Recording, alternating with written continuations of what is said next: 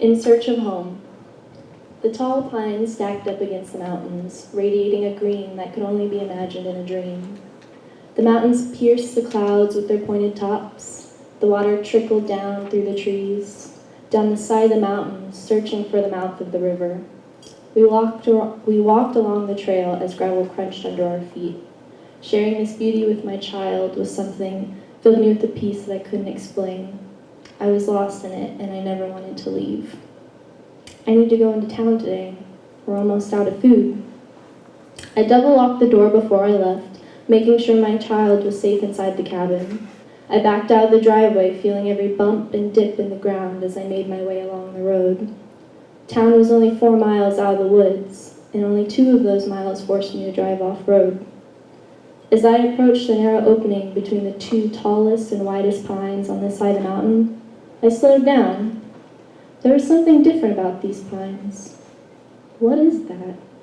As I climbed out of the truck, I saw a dark figure standing on the branches. Slowly approaching the trees, I saw a pair of eyes glare a deep red. I hesitated, trying to make a dive for the door. Thump. I looked up to see that this creature was on the hood of my truck. Shit. As I stared at it, I felt my chest tighten up. My breathing became very heavy and my hands started shaking. I couldn't even reach for the door handle.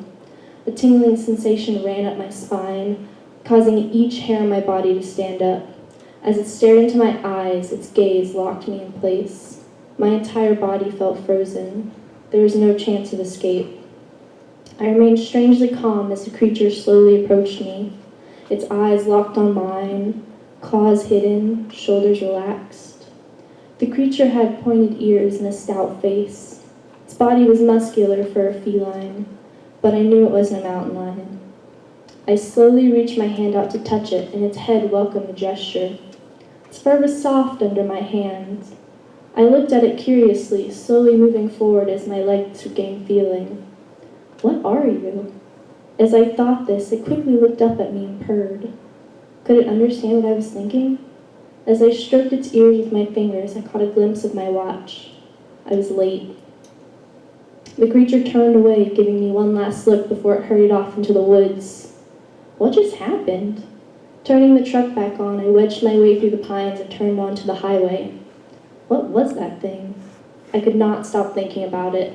This thing was big, bigger than a mountain lion. Its fur was soft and deep orange, but its shape was so muscular. Will I run into it again? It was like seeing a figment of my imagination come to life. I tried to put it in the back of my mind as I got closer to town. The light from outside peeked into the store through the holes in the ceiling. All the aisles were empty, not a person in sight. As I walked along the aisles, my mind was lost in this creature. Why hadn't I seen it before? Maybe I had seen it before, but I couldn't place my finger on it. I packed up my groceries and left the store. Buildings stood alone in the barren town. Each building had a sign with its name scratched out. Uncle Tom's Hardware Shop, Beth's Tailoring Company, Smith's Law Firm. Where were they now? A while back, people started disappearing. First, it started with one person every couple of months. Before long, it was several people a week. Our town dwindled in numbers, and the police started to investigate, but they continuously came up short. Parents lost their children, husbands lost their wives. When the police stopped looking, most people took this as a sign to leave. For sale signs went up all around town. Local businesses shut down. People whose family members were stolen told horror stories. How those whom they loved disappeared into the darkness of the middle of the night, that something stole them when no one was looking.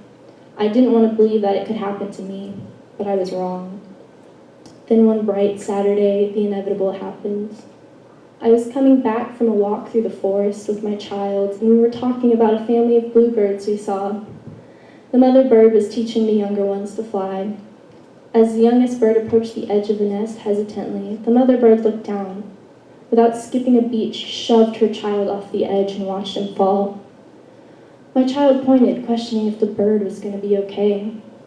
We watched as the bird continued to fall, with no chance of being able to bring itself up, but somehow a force brought the bird up and it soared through the sky. My child laughed and clapped, ecstatic that this bird would continue to live. We approached the cabin, watching the smoke rise up from the chimney, slowly dissipating into the air. "Mom? Dad? Honey?" I called out as I hung our coats by the door. Maybe they went on a walk. The car was still parked out front. I searched all the bedrooms. They would be back by now. I checked the showers, the closets in the bathrooms. It's getting late. I searched the cellar underneath the shed outside. We're not supposed to be out past dark. I sat in the kitchen waiting for them to walk through the front door, but they never did. A shadow appeared around the corner and I turned my head, only to see my child, tears in their eyes, asking where everyone was. I rushed over and picked them up, hugging them closely. We were the only ones left now. I had to protect them. Slowly, the town disappeared in my rearview mirror. The orange of the setting sun hit the decaying buildings to make them look colorful again. I pressed down on the gas, speeding home as quickly as I could. The engine of the truck roared through the forest. Please don't be late. The sun set in the background, leaving the light of the moon to guide me the rest of the way home. Oh no. The truck sputtered and began to slow down. I was still 2 miles out from home. When the truck came to a full stop, I grabbed the knife in my left pocket and held it tightly as I climbed out. With my other hand, I reached for the flashlight under the seat and walked to the hood of my truck. The indention of the creature's body was still there. My mind flashed to its image. Damn. I could walk the 2 miles home or I could camp out in my truck for the night. Being out this late alone was dangerous for anyone, but deciding to make the 2-mile trek home might have been the worst decision. I have no choice. I have to get home. I started walking home, concentrating on the sounds of the forest.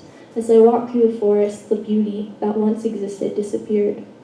Every branch, leaf, and animal became something to fear. There was nothing to trust anymore, not in this darkness. At one point, I came across the tree where I found the creature earlier today.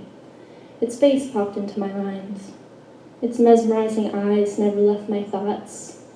It was so hard to concentrate on anything but that creature. Its body was huge, yet its eyes held me in place. All I remember was feeling a desperate urge to touch it. I looked up into the tree and saw 2 red dim lights. Is that the... Thank you.